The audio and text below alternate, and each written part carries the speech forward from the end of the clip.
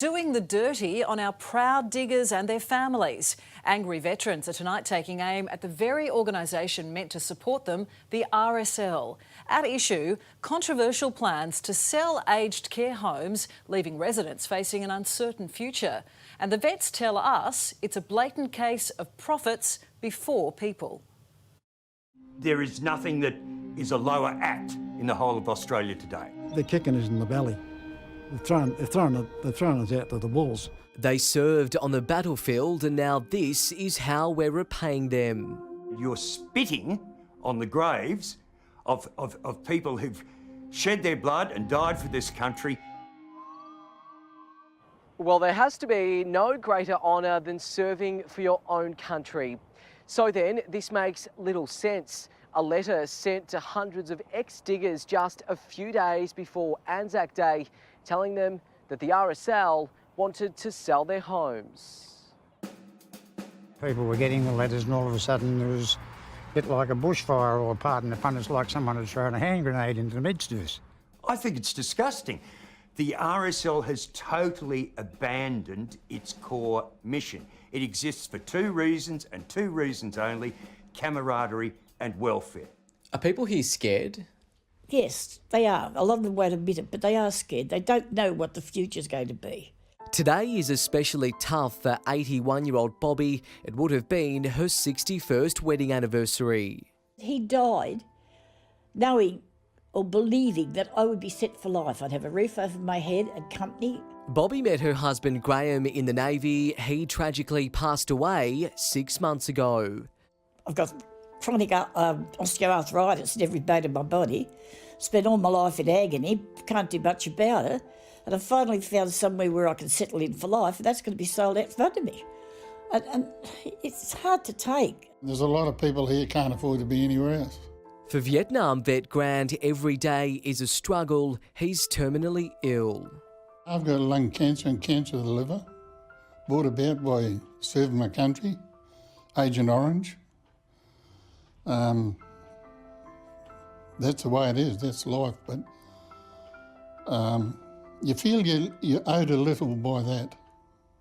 I know people that have started drinking again and certain things like that, you know, they don't know what else to do. They have no idea what they're going to do if it's sold. I have enjoyed every minute of my life here. Down the road, we meet Wilma, who's been here for 26 years. I can't really see the point of it. It's a matter of money, obviously. Her late husband Reuben fought in the Second World War. 1939 until 45, so it was a long engagement, I can tell you. At 95, how could anyone kick this great-grandma out? How's it going to affect you? Well, I hate to think about it. What would I do? You see, something terrible is happening. Bobby, Grant and Wilma all thought they'd live out their twilight years in peace, but they're facing the prospect of losing their homes. They all live at Vasey RSL Care, an affordable haven for ex-servicemen and women and their families. Vasey runs 13 centres in Victoria, including aged care homes and independent villages, and all 730 Vasey residents fear they could be forced out by 2023. What you have is RSL Victoria making a vicious cash grab.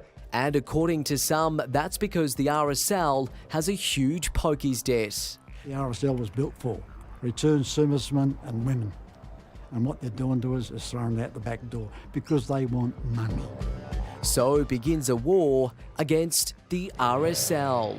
They've spent many, many years defending the country, and if it wasn't for a lot of them, the RSL wouldn't be here. It's been a godsend to me.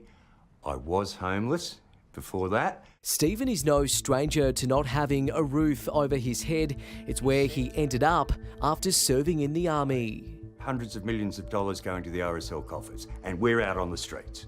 In 2004, the RSL and War Widows Guild came together to establish Vasey RSL Care. The not-for-profit is entirely self-funded, meaning the RSL doesn't contribute a cent. It did, though, give itself the power to sell Vasey off at any time, and it still controls its governing members. We believe that we have a wonderful company. It's a great asset to the veteran community of Victoria, and it's worth fighting for. Vasey's chairman, Mike O'Meara, is spearheading the campaign to stop the sell-off. Neither the Guild nor the League directly funds this organisation. It generates its own revenue, its own expenditures, and is indeed financially sound. I made a joke this morning, but it's not so funny really. They'd fit a heck of a lot of poker machines on this 70 acres.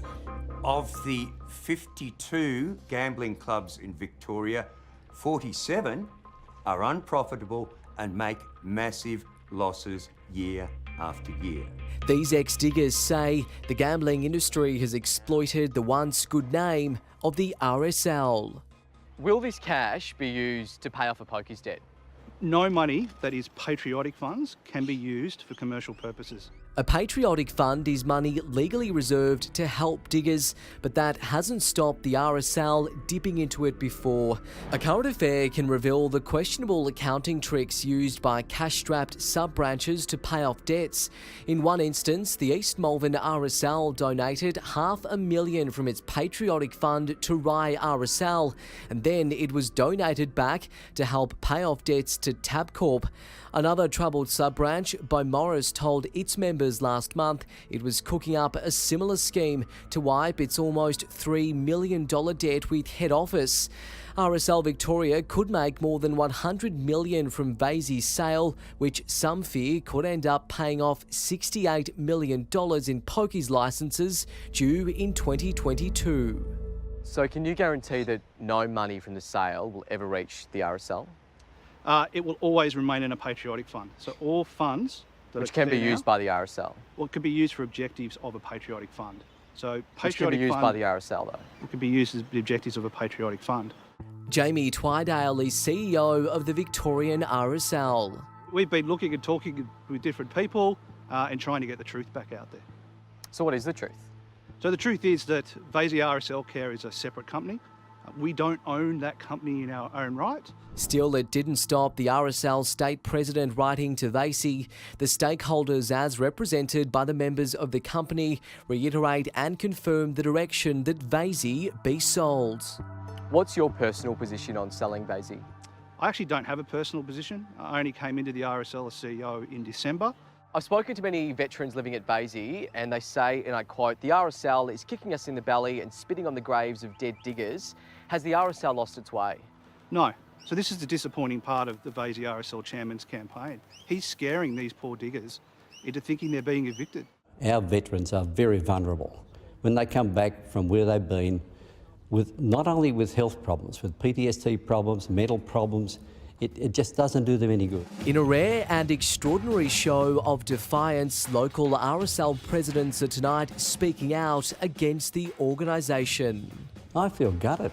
Doug Pendergast heads up the Oakley Carnegie RSL. It's not doing our image any good by having to come out publicly and say, hey, why do this? We are the backbone of the RSL Vic. Why weren't we consulted about this proposal when they made up their mind last year? A number of your own sub-branch RSL presidents have spoken out. Do you believe they do have confidence in the senior management? The RSL is a member-based organisation and it's under a federated model. It was created by veterans, predominantly diggers and sailors out of World War I, and all members should have a say. But it's left many without one at all. There have been no mention of what will happen to us. If they said they were looking to sell a property to a buyer to retain it as what it is, fair enough, but there's been no mention of what's going to happen to the people. And indeed, all of the data, including that from DVA, Department of Veterans Affairs, is showing that in fact over the next 10 years, the numbers of veterans will go up. We're a family, we look after each other, we look out for each other. Our mission, in fact, is we serve those who serve. We now feel as if we're battling for the veterans Bobby, if you could say anything at all to them, what would your message be to the RSL? My message to you, part of it probably couldn't be shown on air, but I'm saying I really think you are mongrels to do what you're doing to your senior veterans. Other than money, what is their reasoning? Don't they have consciences? Immediately, publicly repudiate this stupid, short-sighted, selfish move to sell off veteran housing and put elderly and young, but all frail veterans out on the streets.